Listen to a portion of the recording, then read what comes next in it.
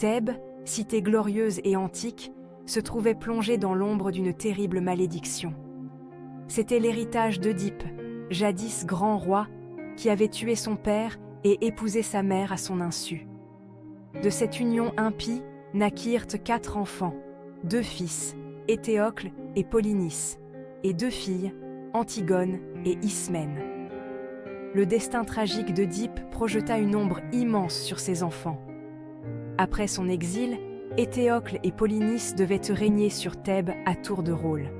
Mais le pouvoir s'avéra être un fruit amer, et les frères ne tardèrent pas à se retourner l'un contre l'autre, plongeant Thèbes dans une guerre civile sanglante.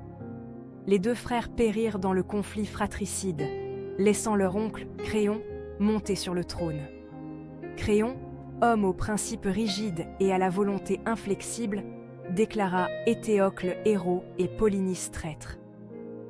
Éthéocle eut droit à une sépulture décente, mais le corps de Polynice fut laissé à l'abandon hors des murs de la ville, privé des rites funéraires nécessaires au passage vers l'au-delà. Ce décret, pensait Créon, consoliderait son autorité et ramènerait l'ordre dans une cité brisée. Cependant, son édit allait déclencher une tempête de révolte, alimentée par la conscience inébranlable d'Antigone. Le décret de Créon, gravé dans la pierre et proclamé dans toute Thèbes, était clair. Quiconque oserait enterrer le traître Polynice s'exposerait au pire châtiment. La cité retint son souffle, prise entre les anciennes loyautés et le nouvel ordre.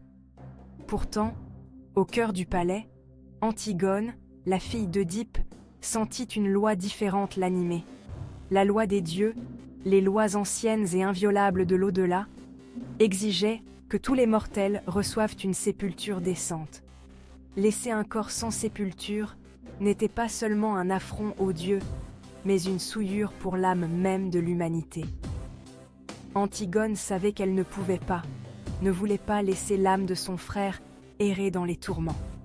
Sa conscience, son amour profond et indéfectible pour sa famille et sa révérence pour le divin la poussaient à agir. Antigone se confia à sa sœur Ismène, lui révélant son projet de défier le décret de Créon et d'enterrer leur frère. Ismène, douce et timide, recula d'horreur. Elle aimait aussi son frère, mais l'idée de défier l'autorité de Créon la remplissait d'effroi. Elle implora Antigone de reconsidérer sa décision, de penser aux conséquences d'un acte aussi insensé. Mais Antigone était inébranlable. Elle ne se laisserait influencer ni par la peur, ni par la promesse de la sécurité. Sa loyauté envers les dieux, envers les lois immuables de l'univers, brûlait plus fort que tout décret terrestre. À ses yeux, la loi de Créon était une chose creuse, une insulte à l'ordre divin. L'affrontement des 2 sœurs reflétait un conflit fondamental. Le conflit entre la loi humaine et la loi divine, entre l'obéissance et la conscience. Antigone, drapée dans le courage de ses convictions, défia le décret de Créon. Elle se rendit dans la plaine désolée où gisait le corps de Polynice et, de ses propres mains, répandit la poussière sur sa dépouille profanée. Son acte était une rébellion silencieuse, un témoignage de la puissance de la foi et de l'amour familial face à la tyrannie. Mais sa défiance fut de courte durée. Les gardes de Créon, toujours vigilants, s'emparèrent d'Antigone et l'amenèrent devant le roi. Créon, furieux de ce défi flagrant à son autorité, refusa d'écouter ses supplications. Il condamna Antigone à mort, insensible à ses arguments de loi divine et de devoir familial. Même son propre fils, Aimon, fiancé à Antigone, ne parvint pas à fléchir le cœur du roi. La nouvelle de la condamnation d'Antigone se répandit comme une traînée de poudre dans Thèbes. Aimon, désespéré de sauver sa bien-aimée, implora son père de faire preuve de clémence. Il fit valoir que le peuple de Thèbes était du côté d'Antigone, qu'il considérait ses actes comme justes.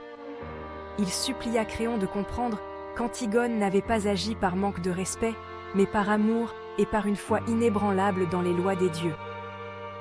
Mais le cœur de Créon s'était endurci. Il ne voyait là qu'une contestation de son autorité, une menace pour son règne. Il refusait de passer pour faible, de céder aux caprices d'une jeune fille rebelle. Sa fierté, sa croyance inébranlable en sa propre justice, le rendait aveugle aux supplications de son fils et à la tragédie imminente qui planait sur Thébès. L'air se chargea de pressentiments funestes à l'approche du jour de l'exécution d'Antigone. Le devin aveugle Tirésias, vénéré pour sa sagesse et son lien avec les dieux, arriva au palais. D'une voix tremblante, il avertit Créon du mécontentement des dieux. Il parla de sombres présages, de sacrifices refusés, d'une cité au bord de la ruine.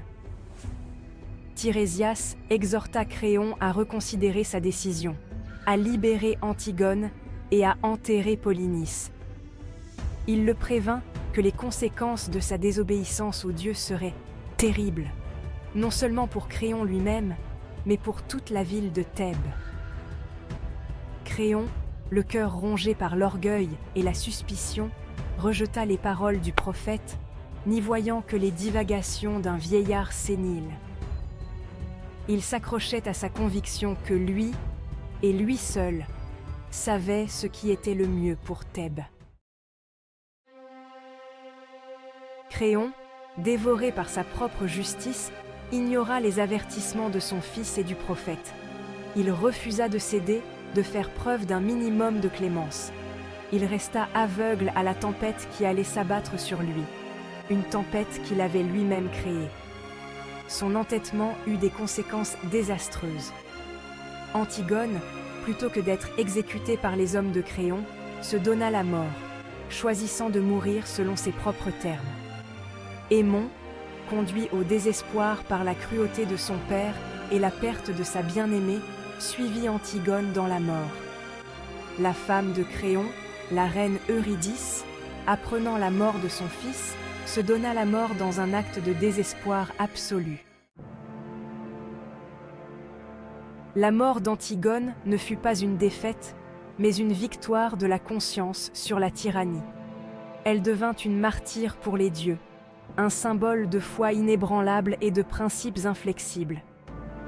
Son sacrifice mit à nu la folie de l'orgueil de Créon, la fragilité de la loi humaine face à la justice divine. Dans la mort, Antigone remporta une victoire morale. Sa désobéissance a servi de rappel intemporel qu'il existe des lois supérieures à celles décrétées par les hommes, des lois qui touchent à l'essence même de l'humanité, à notre compassion, à notre sens de la justice et à notre obligation envers le divin.